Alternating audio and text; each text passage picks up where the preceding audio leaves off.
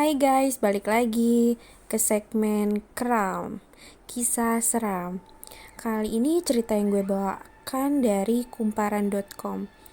Kisahnya dari cerita seorang wanita yang menceritakan kisahnya bersama pasangannya. Yuk kita dengarkan kisahnya. Hari Sabtu sudah menjadi agenda wajib aku bertemu dengan Mas Bima. Biasanya di akhir pekan seperti ini kami akan menghabiskan waktu bersama, entah sekedar nonton bioskop, pergi makan, atau duduk di rumah sambil bermain game. Namun hari ini sedikit berbeda. Di tengah kencan kami, Mas Bima mendapat pesan dari atasannya untuk datang ke kantor saat ini juga.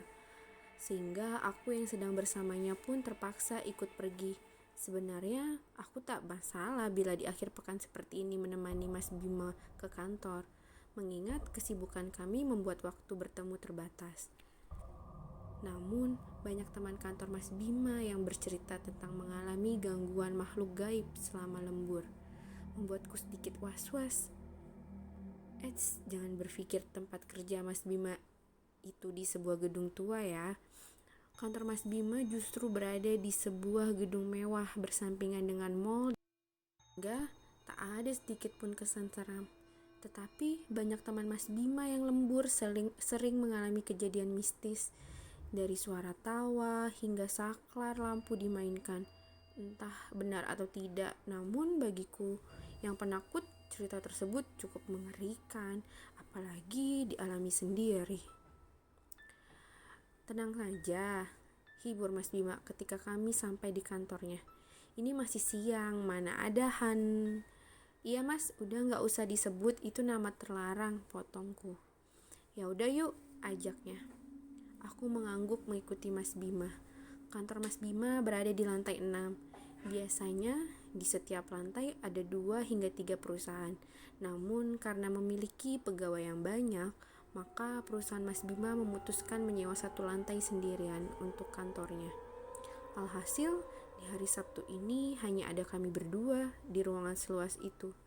Suasananya seram, tak begitu terasa, terutama di ruang Mas Bima yang langsung menghadap dengan kaca cahaya matahari terik membuat semua kesan seram menakutkan itu lenyap. Aku dan Mas Bima sama-sama menghadap ke arah pintu. Kemudian kami saling menatap dan kembali dengan aktivitas masing-masing. Sebenarnya aku ingin langsung bercerita kepada Mas Bima bahwa mendengar suara pintu terbuka disusul dengan langkah kaki mendekat kemari. Namun aku terlalu takut karena katanya mereka akan tahu saat dibicarakan. Keluhku saat hati, lebih baik aku diam dan pura-pura tak tahu. Bosan bermain ponsel, aku mengamati sekeliling. Tepat di seberang gedung perkantoran ini merupakan parkiran. Sejak tadi sama sekali tak ada henti-hentinya mobil lalu lalang, menunjukkan banyaknya pengunjung mal di akhir pekan.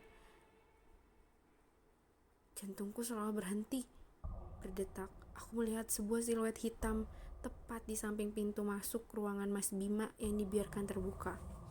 Siluet tersebut tak begitu jelas, tapi aku tahu bahwa itu adalah makhluk asing. Aku menunduk pelan, kepalaku berusaha agar tak melihat jelas, mengetahui kehadirannya. Aku sambil menghela nafas untuk menenangkan jantungku yang masih berdegup kencang. Rin, kenapa? Mas, kataku terpotong bingung membuat alasan apa. Bosan saja, hehehe. Lanjutku tertawa menutupi kegugupan hatiku yang masih bisa kurasakan. Sabar ya, ini tinggal tunggu konfirmasi email aja. Kalau udah oke bisa langsung cabut kita. Aku mengangguk. Belum usai menapakkan surat hitam mengganggu pikiranku, lagi-lagi suara pintu terbuka dan langkah kaki mendekat kembali terdengar. Entah dengar atau sengaja mengabaikan Mas Bima, tetapi sibuk dengan layar komputernya. Aku tetap duduk dan tak bergeming sekalipun mendengar suara itu berulang kali. Rasanya terlalu takut untuk memastikan dan beranjak dari kursi. "Mas," panggilku. "Nyalain lampu dong, gelap." Mas Bima menatapku bingung. Sebenarnya sudah jelas bila dia bingung karena ini masih pukul 3 sore, bahkan matahari masih bersinar terik. Namun melihat raut wajahku seolah Mas Bima paham dan memilih menyalakan lampu.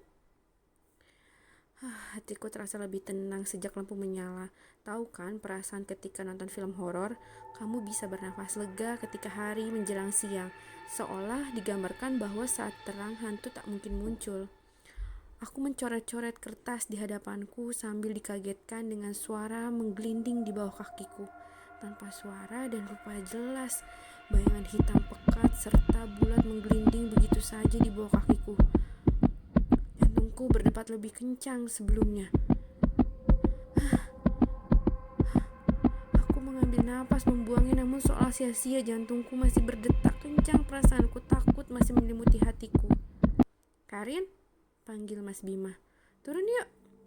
Tanpa bak-bibu, aku segera mengambil tasku dan segera menggandeng Mas Bima berjalan cepat keluar dari ruangannya.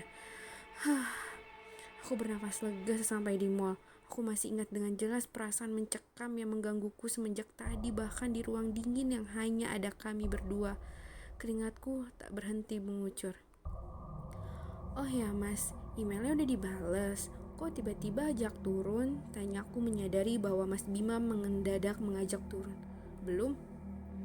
"Nah, kok ajak turun?" Tanyaku penasaran.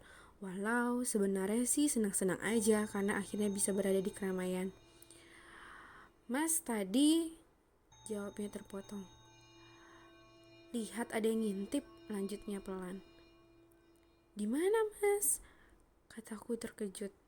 Karena Mas Bima juga mengalami gangguan sama denganku.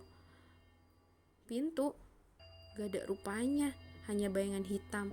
Anehnya bentuknya itu oval, kayak kepala ngintip tapi hitam." Aku terdiam, terkejut apa yang dilihat Mas Bima sama dengan sesuatu di bawah kakiku tadi. Jangan-jangan penunggu kantor Mas, karena tadi aku juga lihat. "Kamu lihat juga?" Aku mengangguk tapi gak memberani ngomong takut. Mas Bima tertawa. "Wah, gila banget loh, ini masih sore, bahkan matahari aja masih terang banget." "Mas juga dengar suara pintu dibuka dan langkah kaki?" "Dengar, tapi ya kedua dan selanjutnya sengaja Mas diemin." Aku mengangguk paham. Padahal selama ini Mas masih ragu sama cerita anak-anak kantor. Bahkan si Hadi tangannya pernah dicakar. Mas mikir rasional aja kalau dia gak sengaja kegaruk, tapi setelah mengalami sendiri, bahkan di siang bolong gini, Mas jadi percaya mereka beneran ada. Senyum.